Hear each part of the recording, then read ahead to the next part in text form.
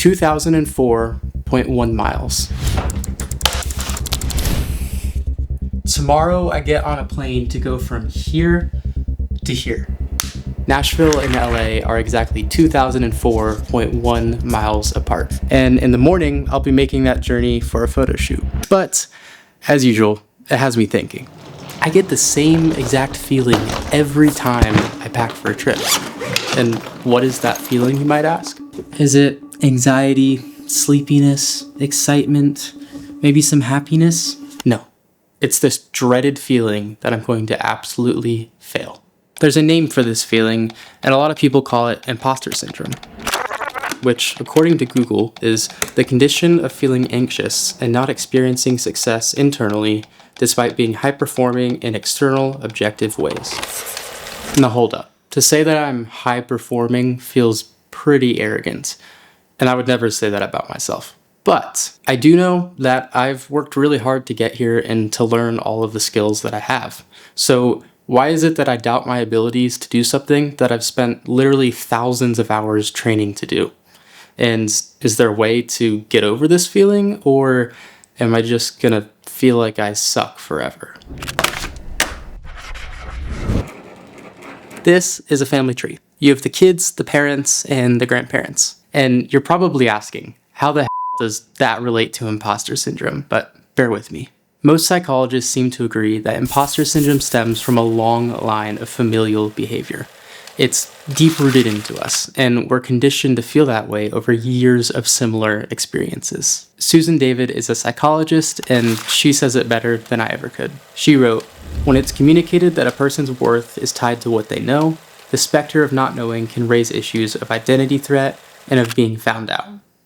To put it in super simple terms, if we're taught that our value is based off of what we achieve, then we'll have a fear of failure or not being good enough. That turns into anxiety, which then shows itself as imposter syndrome. Now we can go back to the family tree. If we have imposter syndrome, then it's typically taught to us by the people above us on the family tree. And the people who taught us were typically taught by the people above them on the family tree. Hence, how imposter syndrome stems from a long line of familial behavior. But where does that lead us? Thinking about it that way makes a lot of sense to me, because I feel like growing up, my value was in how I performed. Whether it was academically, in sports, in work, or any day-to-day activity, I was only as important as the things I accomplished. It's a funny thing, because it's so easy for us to tell the people we love that their value is in who they are as a person and not the things they do. You might have even heard the saying, "You're a human being, not a human doing." And what does that even mean? It's basically that just being yourself and who you are and being in that state is enough. That's all you need to be. You're valued and loved because of that and not because of the things that you do. We're always so quick to extend that advice to other people though, and we never actually turn it on ourselves. Now, I suppose that if the root of my imposter syndrome is fear of failure and a weird self-worth, then there are two ways to combat it. The first way is to become an expert on the topic. If I'm afraid of failing and messing up, then I can educate myself and train to avoid that outcome.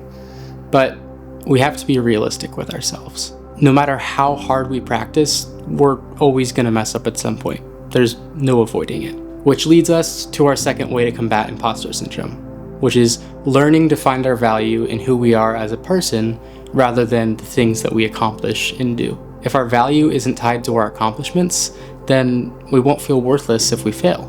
Or an even better way to say it would be, we won't feel worthless when we fail. Now, if you ask me how you build that self-love and that self-worth, I'm still trying to figure that out for myself, which is why I go see a therapist.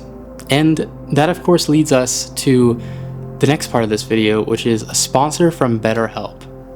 No, I'm kidding. I just see those ads on YouTube all the time. In all seriousness though, I'm not qualified to answer that question, which is exactly why I see a therapist. And that is all I got. Here's to hopefully figuring it out. Toodaloo.